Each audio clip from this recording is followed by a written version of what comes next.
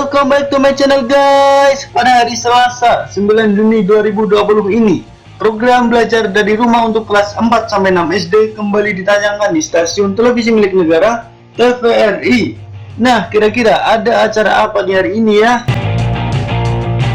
Namun sebelum kita membahas soal dan jawaban program belajar dari rumah hari ini, ada baiknya untuk kalian terlebih dulu klik like dan subscribe channel kami ya, supaya kalian tidak ketinggalan update terbaru tentang program belajar dari rumah di hari selanjutnya. Ya, seperti yang telah kita ketahui bersama, jika pada hari Selasa 9 Juni 2020 ini program belajar dari rumah masih kembali berlanjut. Nah, terkhusus untuk hari ini, adik-adik akan belajar materi tentang exchange, mekanisme sistem organ, khususnya untuk kalian yang saat ini sedang duduk di kelas 4-6. Nah, dari tayangan hari ini, kalian diharapkan bisa memahami paparan lisan tentang topik yang dikenali, mengidentifikasi ide pokok dan beberapa ide rinci dalam paparan tersebut, serta menjelaskannya kembali dengan menggunakan pengetahuan kalian.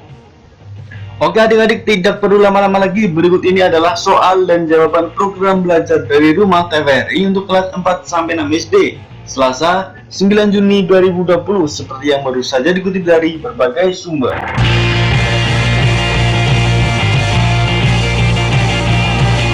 Soal 1. Terdapat dua gelas ukur berukuran besar dan kecil. Gelas besar diisi air dan gelas kecil posisi telungkup di dalam gelas besar. Volume air 750 cm3. Iwan dan Bedu masing-masing menghembuskan udara ke dalam gelas dengan sedotan. Jumlah udara yang ditiupkan Iwan 250 cm3 dan Bedu 125 cm3. Paru-paru siapa yang dapat menampung udara paling banyak? Coba jelaskan.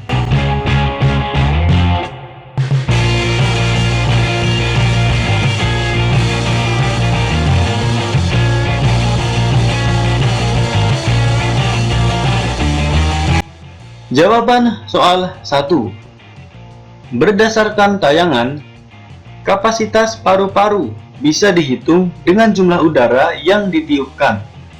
Sementara pada soal tersebut, sudah diketahui, Iwan mampu meniupkan 250 cm3 dan Bedu 125 cm3 udara. Dengan demikian, bisa disimpulkan jika kapasitas paru-paru Iwan lebih besar.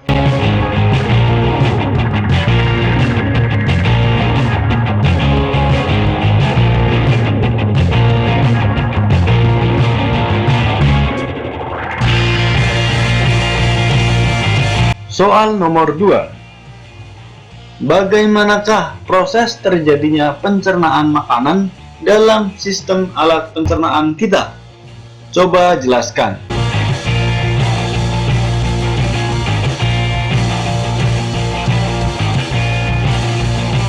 Jawaban soal 2. Pertama, makanan akan dicerna dalam rongga mulut secara mekanik. Berbagai organ yang ada dalam rongga mulut seperti gigi, lidah, kelenjar mulut turut ambil bagian dalam proses ini. Makanan yang sudah dikunyah oleh gigi kemudian akan masuk ke kerongkongan melalui faring. Faring sendiri merupakan persimpangan saluran dari rongga mulut ke kerongkongan. Berikutnya, makanan akan sampai di lambung.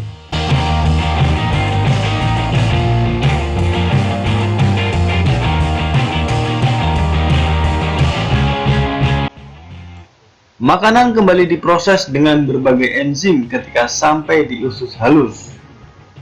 Di sana terjadi proses pencernaan makanan agar menjadi unit-unit kecil yang diserap ke dalam pembuluh darah usus. Selanjutnya, makanan akan sampai di usus besar, tempat untuk menyerap air dan mineral dari sisa-sisa makanan.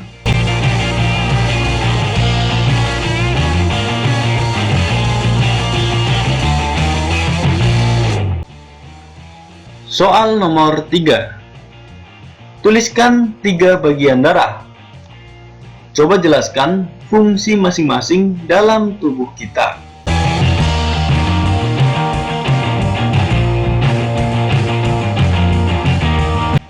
Jawaban soal 3.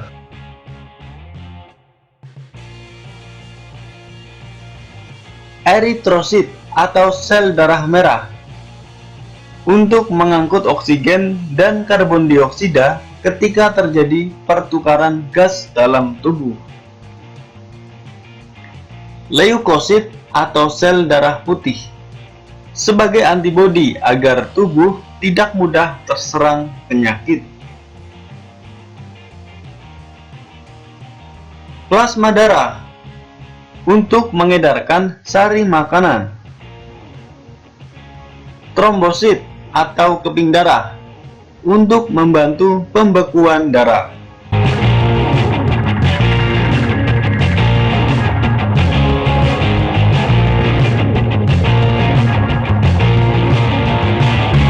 Oke adik-adik, sekian untuk hari ini ya. Buat kalian yang ingin menyaksikan tayangan belajar dari rumah melalui live streaming, kalian bisa langsung klik saja link live streaming yang sudah kami sediakan di deskripsi video ini.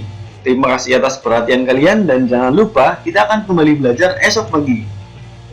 Stay tune terus di channel kami ya.